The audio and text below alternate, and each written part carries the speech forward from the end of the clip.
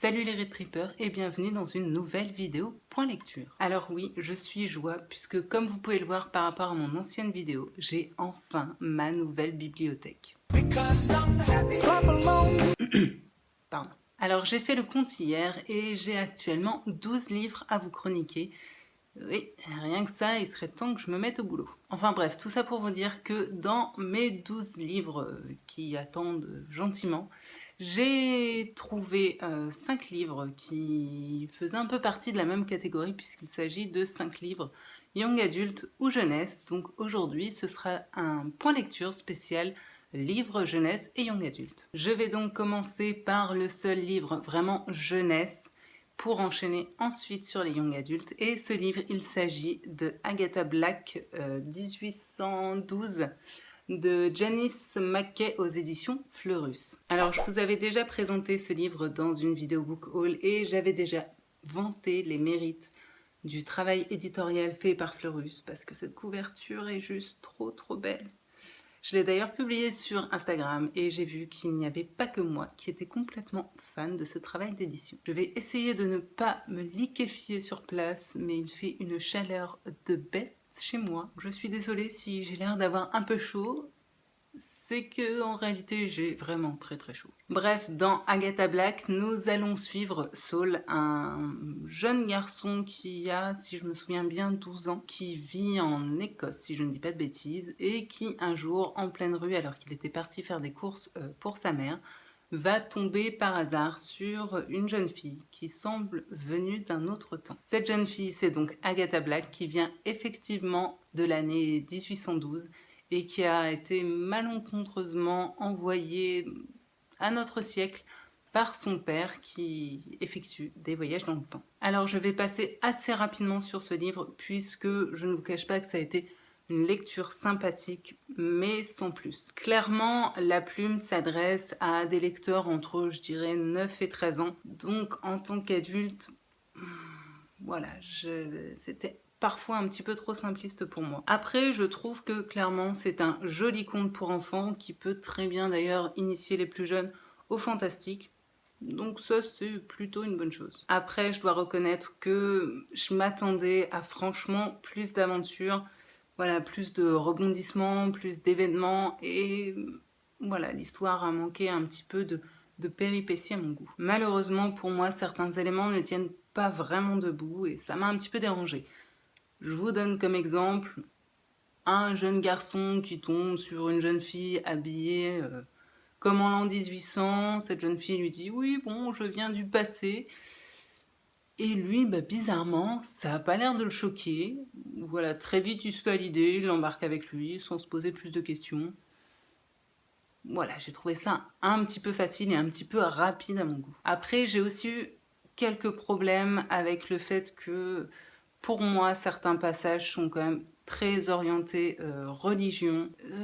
Voilà, moi, la religion, ça fait 15 et je trouve ça un petit peu dommage d'essayer d'ancrer ça un peu de force dans la tête des enfants qui pourraient lire ce livre. Je dois avouer que cette particularité, on va dire, m'a un petit peu dérangée. Après, je tiens à souligner qu'il y a quand même un élément très important que j'ai personnellement trouvé très intéressant et que j'ai beaucoup aimé.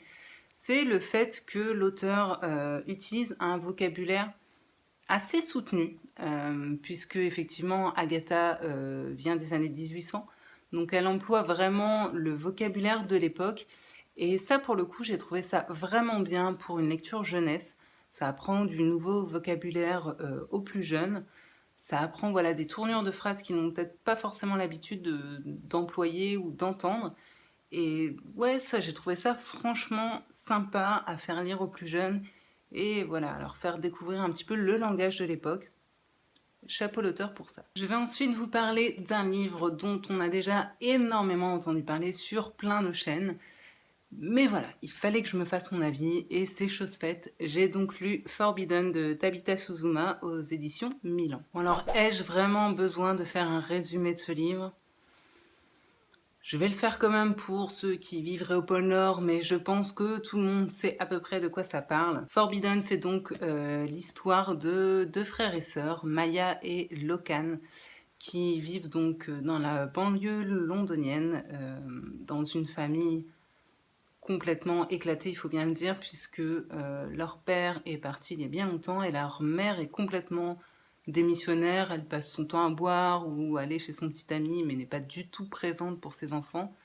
C'est comme ça que Maya et Lokan se retrouvent par la force des choses obligés d'endosser ce rôle de parents et de prendre en charge leurs 2 petits frères et une petite sœur. Mais là où ce livre a fait polémique, c'est qu'il va se développer entre Maya et Lokan, donc 2 frères et sœurs, une relation qui va aller bien au-delà de simples liens fraternels, puisqu'ils vont entretenir une liaison. Alors je vous avoue que ça va être plutôt difficile pour moi de parler de ce livre. Au-delà de l'inceste, ce livre a le mérite d'aborder des sujets, j'ai envie de dire un peu brûlants, et des sujets qui sont importants.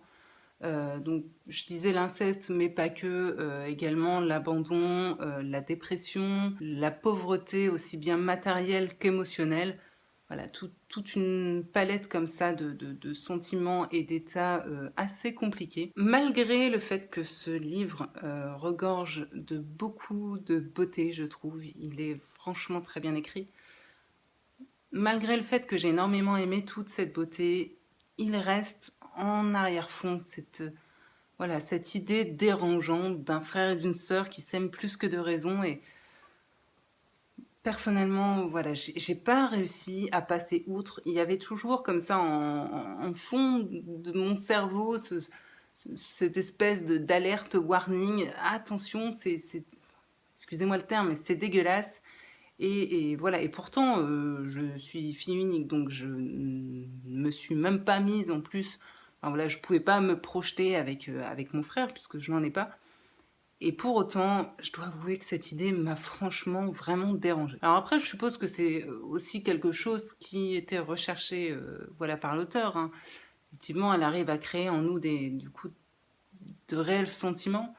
Mais c'est vrai que du coup, cette idée un peu malsaine m'a empêché d'avoir un coup de cœur pour ce livre. D'ailleurs, dans cette histoire, enfin, en tout cas, moi, c'est comme ça que je l'ai compris. On ne sait jamais vraiment si leur relation vient du fait qu'il y a un véritable amour entre eux, ou si c'est dû, pour moi, en tout cas c'est comme ça que je l'ai ressenti et que je l'ai imaginé, que c'est dû à un transfert finalement, étant donné qu'ils doivent vraiment endosser ce rôle de parent par la force des choses. Je pense que du coup, par un effet de décalco, de transfert, c'est peut-être ça aussi qui a fait naître en eux ces sentiments-là pour du coup se rapprocher à l'image que l'on a de parents, d'un couple.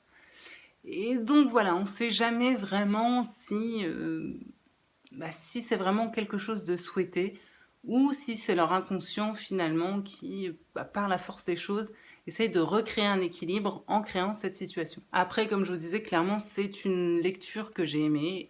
Les personnages, donc Maya et Lokan, m'ont régulièrement fait penser dans le récit à Roméo et Juliette. Je pense d'ailleurs que c'est peut-être pas non plus un hasard si l'auteur parle dans ce livre d'Hamlet de Shakespeare. Pour moi, c'est une histoire qui est profondément touchante et dérangeante à la fois. Une chose est sûre, c'est que ce livre ne peut pas laisser indifférent. Clairement, c'est un livre que je ne recommanderais pas à tout le monde.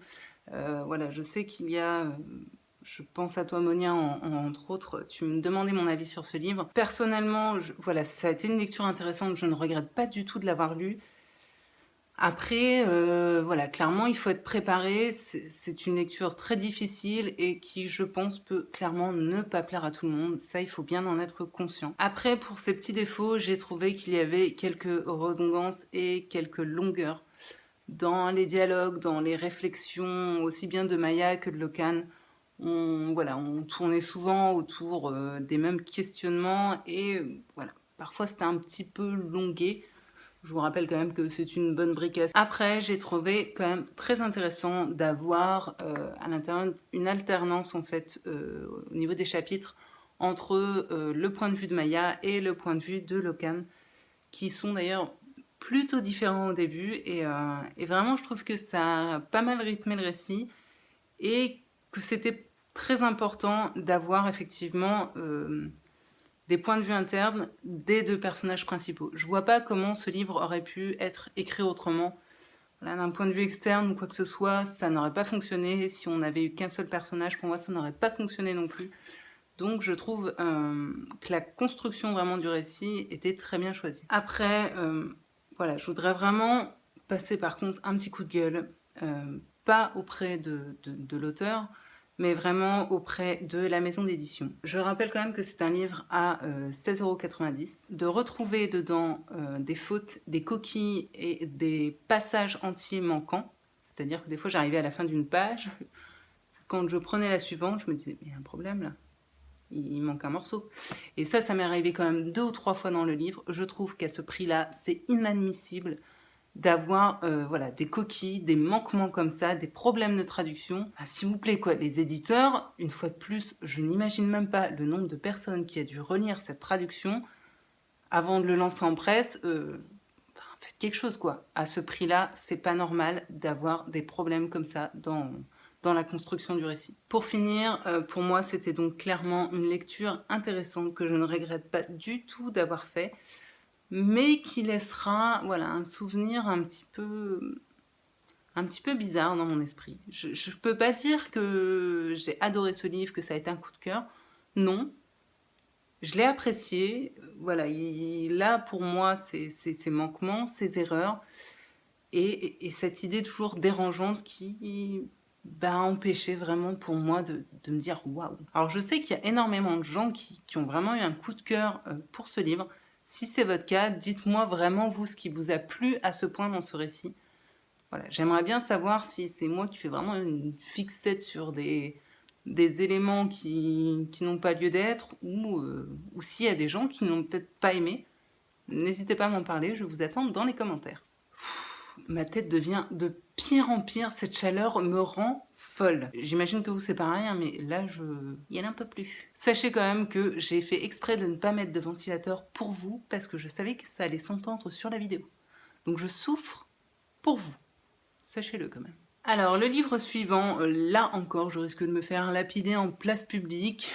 C'est pas grave, ça m'empêchera pas de donner mon avis tel qu'il est, puisqu'il s'agit d'un livre dont également on entend parler partout, dont j'ai entendu des avis absolument dithyrambiques. Donc voilà, je me suis lancée dedans, je vous avoue avec un petit peu d'appréhension.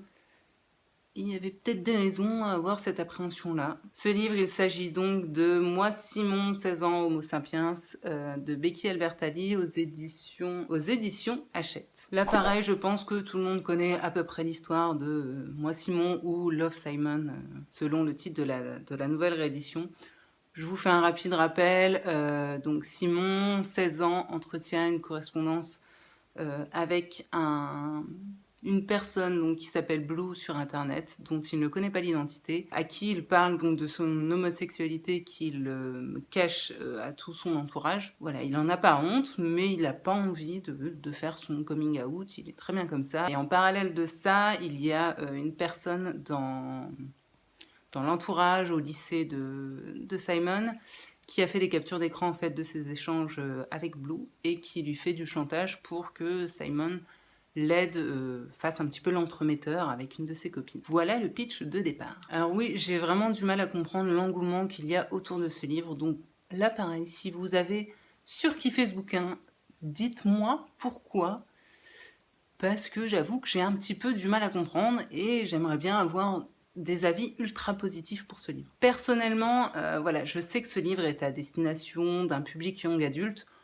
donc en gros 15-18 ans, dirons-nous, ce qui explique peut-être du coup le ton un petit peu trop gentillet, en tout cas à mon goût. Voilà, j'ai trouvé ça très gentillet, presque un petit peu niais par moments, ce qui fait que pour ce qui est de traiter des thèmes de l'homosexualité, de l'acceptation de soi, voilà, du coming out, etc., je pense que sincèrement, il y a des livres qui font ça beaucoup mieux que celui-ci. Je pense par exemple à Libération de Patrick Ness, que j'avais vraiment adoré, pour lequel j'ai eu un beaucoup de cœur, et également de Aristote et Dante de Benjamin Alire Sáenz, dont je vous parle juste à la fin de cette vidéo et que là encore j'ai beaucoup aimé. Je trouve le style de l'auteur assez basique et passe-partout. Je me suis pas franchement attachée au personnage, aussi bien Simon que Léa sa copine ou que son autre copine, je ne sais plus comment elle s'appelle, bref. Voilà, je n'ai pas trouvé les personnages plus attachants que ça. Ce livre n'a pas fait naître en moi de sentiments particuliers. Voilà, ça a été une lecture finalement assez lisse. Et ce qui m'a un petit peu dérangée, c'est que j'avais l'impression que Simon cherchait un petit peu des problèmes là où il n'y en avait pas vraiment. En fait, quand j'ai lu ce livre, j'avais l'impression d'avoir une retranscription écrite d'un teen movie. Vous voyez, vraiment le teen movie à l'américaine. Ça n'a pas été une lecture désagréable, hein. Je l'ai lu très rapidement, ça se lit très bien, c'est vraiment pas le souci. Après, c'est clairement pas une lecture qui me restera en tête. J'ai trouvé ça personnellement trop lisse. Alors je sais que je ne suis clairement pas la cible type de ce genre de bouquin. Voilà, je suis hétérosexuelle, je n'ai pas du tout l'âge d'être young adulte. Je ne l'ai plus depuis longtemps. Bref, mais pour autant, j'ai déjà eu des jolis coups de cœur avec des livres young adultes qui traitaient de ce thème. Et là, bah, ça n'a pas été le cas du tout. Donc voilà, je vous attends vraiment en commentaire concernant ce bouquin parce que j'aimerais réellement comprendre l'engouement qu'il y a autour. Parce que là, je vous avoue que c'est un gros point d'interrogation pour moi. Et par contre, si comme moi, vous n'avez pas forcément aimé, bah, dites-moi également pourquoi, si vous partagez voilà, mon avis, si c'est pour les mêmes raisons que ça vous a dérangé ou si c'est pour totalement autre chose. Vraiment, j'ai très envie d'en parler avec vous en commentaire, donc allez-y, lâchez-vous. Et puis j'oubliais, c'est quoi cette fixette sur les Oreos? Sérieusement, l'auteur a été payé pour faire du placement de produits ou... Parce que là, ça fait un peu le flagrant, quoi. On en retrouve même sur la 4e de couverture. Si c'est pas un appel à la vente d'Oreo, je comprends pas. Je vais ensuite vous parler du Vide de nos cœurs de Jasmine Varga aux éditions Hugo Roman. Alors là encore, je vous préviens, ça n'a pas été du tout un coup de cœur. Par contre, sachez que le dernier livre qui attend là à côté sera, lui, un joli coup de cœur. Dans le Vide de nos cœurs, on suit Hazel, une adolescente qui vit chez sa mère avec ses demi-frères et demi-sœurs, puisque son père a été emprisonné pour avoir tué un jeune garçon. Et elle vit en fait très très mal cette situation. Voilà, le fait que son père ait en gros assassiné la star de son lycée qui était promue à un très bel avenir de sportif. Voilà, elle a l'impression que du coup tout le monde lui en veut, elle vit ça très mal et du coup elle a pris sa décision, elle souhaite se suicider. Et pour ça, elle se rend sur un site internet où en gros, je vous la fais basique, les gens suicidaires discutent entre eux pour trouver un partenaire de suicide qui sera là pour l'accompagner le jour fatidique au cas où, en gros, il prendrait peur et que du coup, il n'oserait pas sauter le pas. Ouais.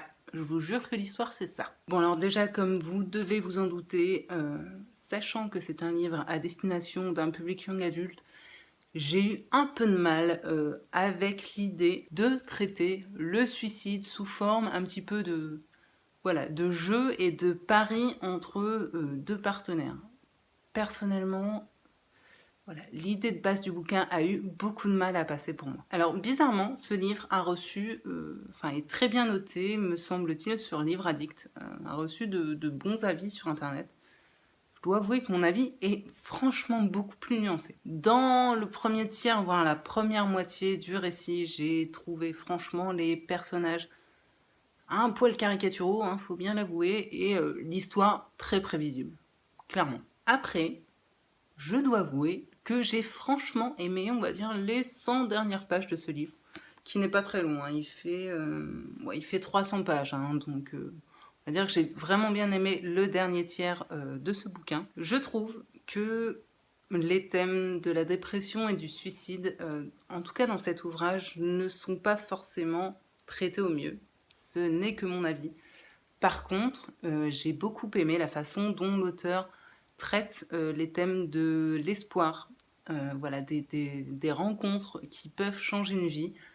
Finalement, je trouve qu'elle a réellement beaucoup mieux traité le côté positif de son bouquin que le côté sombre, négatif. Il faut également reconnaître que l'auteur a eu le mérite de traiter de de deux sujets qui pour moi sont encore tabous, je trouve, dans la littérature young adulte, donc le suicide ainsi que la dépression. Pour moi, ce fut donc une lecture agréable mais sans plus. J'ai trouvé voilà, le style un peu trop simpliste pour moi en tout cas. Après, ça peut très probablement tout à fait convenir à la cible, puisque clairement, je ne suis là non plus pas la cible type, j'en ai conscience. Au-delà du style, comme je le disais, pour moi, l'histoire est clairement trop prévisible, et c'est là que ça a également péché pour ma part. J'ai trouvé dans ce livre encore des fautes, des coquilles, je ne vais pas m'énerver. Tout ça pour dire qu'une fois de plus, pour un livre à 17 balles, les mecs, faites quelque chose. Faites-le relire par des gens qui ont un minimum de compétences en orthographe parce que voilà, ça va finir vraiment par me dégoûter des éditions Hugo Roman. Pour en finir avec ce livre, je pense que ma principale déception vient du fait que je m'attendais, au vu du thème traité, à ressentir vraiment beaucoup d'émotions, des belles émotions fortes, et bah, ça n'a pas été le cas. Du coup, voilà. D'où ma lecture agréable, mais sans plus. Pour terminer, j'allais oublier, concernant ce livre, avant de le lire, je n'avais pas lu la 4e de couverture. Et clairement, si vous voulez vous lancer dans cette lecture, faites comme moi, ne lisez pas la 4e, puisque je l'ai lu en fait après avoir terminé le bouquin, et clairement, elle est ultra spoilante. Je pense que la 4e résume quasiment tout le bouquin. Voilà, déjà que le livre ne fait que 300 pages, si en plus vous devez vous faire spoiler toute l'histoire, l'intérêt est du coup franchement minime. Je vais donc terminer cette vidéo assez rapidement, je l'espère, puisque là j'ai bien l'impression que je suis encore partie pour une vidéo de 25 minutes, avec Aristote et Dante découvrent les secrets de l'univers aux éditions Pegasi par Benjamin Alire-Sáenz. Bon, là encore, clairement, c'est un livre qui a été chroniqué X fois, voilà, tout le monde en a parlé. Par contre, tout le monde en disait du bien, donc curieuse comme je suis, j'avais vraiment envie de lire depuis un bon moment. J'ai reçu cette petite merveille pour mon anniversaire et je l'ai lu le jour même, en une seule soirée. Je l'ai complètement dévoré. Vous comprendrez donc que ce livre a été un très beau coup de cœur. Bon, là encore, voilà l'histoire, je pense que tout le monde la connaît. C'est donc l'histoire d'Aristote et Dante, comme le titre l'indique. Oui, merci Cyril. Deux jeunes qui vivent donc à El Paso, dans le sud des États-Unis, et qui vont se rencontrer. Donc Harry est un jeune plutôt solitaire, un peu taciturne. Quant à Dante, lui, c'est un jeune homme très bien dans sa peau, très extraverti, très souriant, très dynamique. Voilà, au premier abord, ils n'ont pas vraiment de quoi s'entendre. Il n'y a pas de raison d'avoir d'alchimie entre eux. Et pourtant, ils vont nouer une très belle amitié, sachant également qu'ils sont des origines communes, puisqu'ils sont tous les deux d'origine mexicaine. Oui, c'est ça, mexicaine. Ce qui va voilà, créer aussi un rapprochement entre eux. Je comprends donc aujourd'hui totalement l'engouement autour de ce livre. Voilà, je vous l'ai dit, ça a été un très beau coup de cœur, ça a été une super lecture. On suit donc deux adolescents, somme toute, très ordinaires, mais j'ai trouvé que ce livre traitait vraiment de façon très belle, voilà, de l'amour, des sentiments, de l'amitié, de l'évolution et également des ouvertures, enfin de l'ouverture sur les autres. Et j'ai trouvé que ce récit prenait un petit peu le chemin d'un joli parcours initiatique. Et personnellement, c'est quelque chose qui m'a beaucoup plu. J'ai beaucoup aimé le fait que l'auteur ne tombe pas du tout dans les clichés ni de l'adolescence, ni de l'homosexualité, voilà, qui ne fait pas appel à des mièvreries qu'on peut trouver dans ce genre de littérature young adulte MM. Voilà, ça c'était vraiment appréciable. Il faut savoir d'ailleurs que l'auteur Benjamin Alire-Sáenz et lui-même homosexuel, il a fait son coming out à l'âge de à peu près 50 ans, je crois. Et je pense que c'est une des raisons, à mon avis, pour lesquelles il sait aussi bien aborder ce thème, en tout cas de façon aussi belle, aussi réaliste, sans caricature. J'ai du coup trouvé les personnages d'Harry et Dante hyper crédible. Vraiment, les deux personnages sont très bien écrits. C'est vraiment pour moi deux jeunes qui pourraient tout à fait exister dans la vie et ça, c'est vraiment quelque chose que j'ai particulièrement apprécié. En plus de ça, les chapitres sont plutôt courts et ça permet, je trouve, de très bien rythmer le récit, ce qui est une des raisons, parmi tant d'autres, qui fait que j'ai clairement dégommé ce bouquin. Ce livre est donc une très belle leçon de tolérance et d'acceptation de soi pour moi. Voilà, je le recommanderais sans aucun problème, aussi bien pour des adolescents que pour des adultes.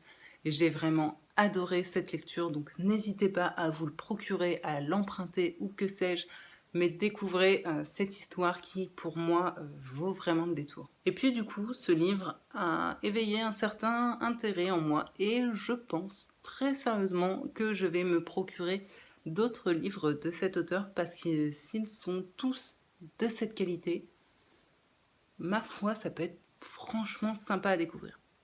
Donc voilà, j'ai hâte. Si vous en avez d'autres d'ailleurs de cet auteur à me recommander, n'hésitez pas parce que j'ai vraiment envie d'en découvrir plus sur lui. Voilà, c'est terminé pour ce point lecture spécial lecture jeunesse et young adulte. J'espère que je n'aurai pas été trop longue, que je n'aurai pas trop bafouillé parce que voilà, clairement là j'ai la bouche un petit peu sèche et de plus, cette chaleur me rend dingue et j'ai du coup beaucoup de mal à parler. Je m'en excuse. Si vous avez lu certains de ces livres comme d'habitude, je vous attends en commentaire pour en discuter. Et puis, si pas, j'espère que je vous aurai donné envie d'en découvrir certains. On n'oublie pas, comme d'habitude, les petits pouces levés si vous avez aimé la vidéo, de s'abonner si ce n'est pas déjà fait. Oui, je sais, il est un petit peu redondant, mais voilà, c'est important, je vous l'ai déjà dit, je vais pas me répéter à chaque fois. De mon côté, je m'en retourne à ma lecture en cours, qui est un thriller d'un auteur très connu, un de mes auteurs chouchous. Voilà, je vous en dis pas plus, mais clairement, je kiffe un peu ma race en ce moment. Et c'est pas pour me déplaire. De mon côté, je vous souhaite paix, amour et littérature dans vos cœurs, et je vous dis à très bientôt pour un nouveau point lecture. Salut!